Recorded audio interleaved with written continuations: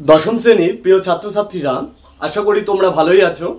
তো আজকে তোমাদের জীবন বিজ্ঞানের তৃতীয় অধ্যায় বংশগতি এবং কয়েকটি জিনগত সাধারণ রোগ, এই বংশগতি এবং কয়েকটি জিনগত রোগ এই চ্যাপ্টার আজকে আমরা শুরু করতে যাচ্ছি। তো আজকে পার্ট 1 ক্লাস। তো এই যে বংশগতি কি, জিন কি, পরিব্যক্তি, ভেদ বা প্রকরণ কি, আজকে আমরা এই কোশ্চেনগুলো জেনে নেব, বেসিক ধারণাটা নেব।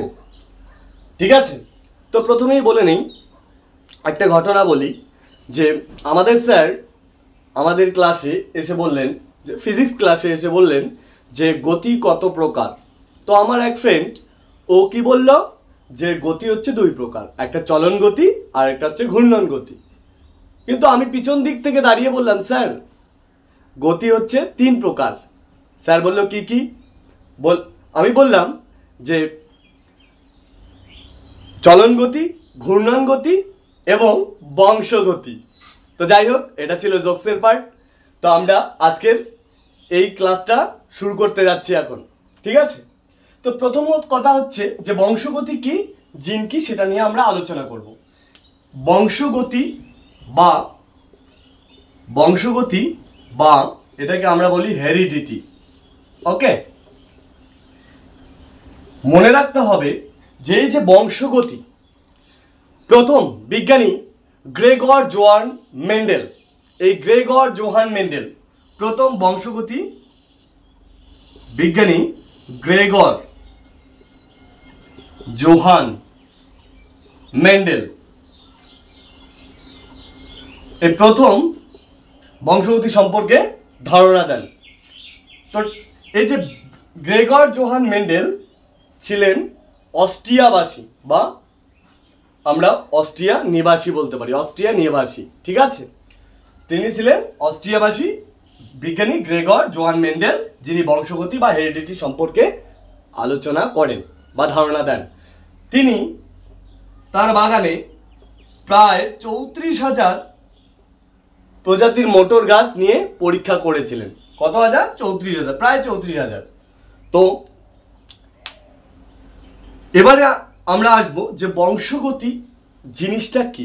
বংশগতি হচ্ছে যে বৈশিষ্ট্যের মাধ্যমে, মানে যার মাধ্যমে পিতামাতার থেকে তাদের যে সন্তান সন্ততি, তাদের যে ছেলে মেয়ে জন্ম নেয়, তাদের যে বৈশিষ্ট্যগুলো, অর্থাৎ পিতামাতার যে বৈশিষ্ট্য তাদের সন্তান সন্ততির মধ্যে দেখা যায়, তাদের সন্তান সন্ততিতে প্রবাহিত হয় সেই বৈশিষ্ট্যগুলো, অর্থাৎ বাবা মার যে বৈশিষ্ট্যগুলো থাকে সেগুলো তার সন্তান সন্ততির মধ্যে দেখা যাচ্ছে। এইটাই হচ্ছে বংশগতি বা হেরিডিটি। ক্লিয়ার? এবার আমরা আসব এই যে বংশগতির পরে আমরা আসব জিন কি। এই যে বংশগতি, এটা পিতামাতার থেকে কাদের মধ্যে যাচ্ছে? তার সন্তান সন্ততিদের মাধ্যমে। এই যে পিতামাতার থেকে যে সন্তান সন্ততির মাধ্যমে, যে বংশগতির মাধ্যমে যে বৈশিষ্ট্যগুলো সঞ্চারিত হচ্ছে সন্তান সন্ততিতে, কার মাধ্যমে সঞ্চারিত হচ্ছে? এটা হচ্ছে জিনের মাধ্যমে। তাহলে জিনের মাধ্যমে বৈশিষ্ট্যের সঞ্চারণ হচ্ছে, সঞ্চারণ। তো আমরা জানি এই যে জিন, ডিএনএ, তো ডিএনএ ক্রোমোজোমের মধ্যে অবস্থান করে, তাহলে ক্রোমোজোমে রয়েছে কে? ডিএনএ। তো DNA deoxyribonucleic acid. তো এই যে ডিএনএ এর যে নাইট্রোজেন বেসগুলি, অ্যাডিনিন, গুয়ানিন, থাইমিন, সাইটোসিন, এরা কি করে? এই বৈশিষ্ট্যগুলো নির্ধারণ করে। ঠিক আছে, তাহলে বোঝা গেল জিন কি করে। জিন হচ্ছে পিতামাতার থেকে যে সন্তান সন্ততির মধ্যে যে বৈশিষ্ট্যের সঞ্চারণ ঘটে সেগুলোকে বাহিত করে নিয়ে যায় জিন, অর্থাৎ জিন বাহক মাধ্যম হিসেবে কাজ করছে। জিন কি?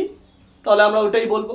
জিন কোথায় থাকে? জিন ক্রোমোজোমে থাকে। এর আগের চ্যাপ্টারেও বলেছিলাম, জীবনের প্রবাহমানতা অধ্যায়ে আমরা পড়েছিলাম জিন কি, জিন কোথায় থাকে। ঠিক আছে, তো এরপরে আমরা জানবো এই পরিব্যক্তি বা মিউটেশন সম্পর্কে। পরিব্যক্তি বা মিউটেশন সম্পর্কে জানবো আমরা। পরিব্যক্তি বা মিউটেশন কি? পরিব্যক্তি পরিব্যক্তি কি আমরা প্রথমেই বলে নেব যে পরিব্যক্তি বা মিউটেশন তত্ত্বের জনক আমরা বলবো বিজ্ঞানী হুগো দা ভ্রিসকে।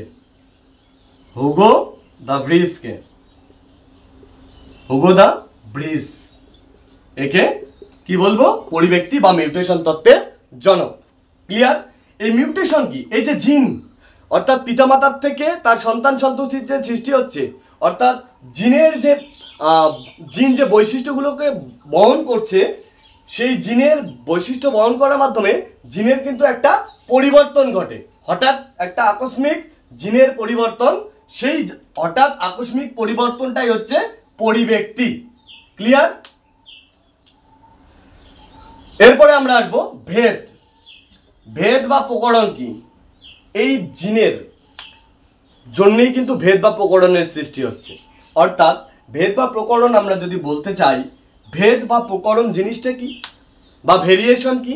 অর্থাৎ পৃথিবীতে যদি দুটো যমজ সন্তান হয়, তারা পরস্পরের কিছু না কিছু পার্থক্যে থেকে থাকবে, তাদের মধ্যে দেখা যাবে পার্থক্য দেখা যাবে, যার জন্য দেখা যাচ্ছে সেটা হচ্ছে ভেদ বা প্রকরণ। এই যে জিনের নিত্য নতুন বৈশিষ্ট্যের সঞ্চার হওয়ার ফলে, জিনের মাধ্যমে যে নিত্য নতুন বৈশিষ্ট্য সঞ্চার হয়, তার ফলে ভেদ বা প্রকরণের সৃষ্টি হয়।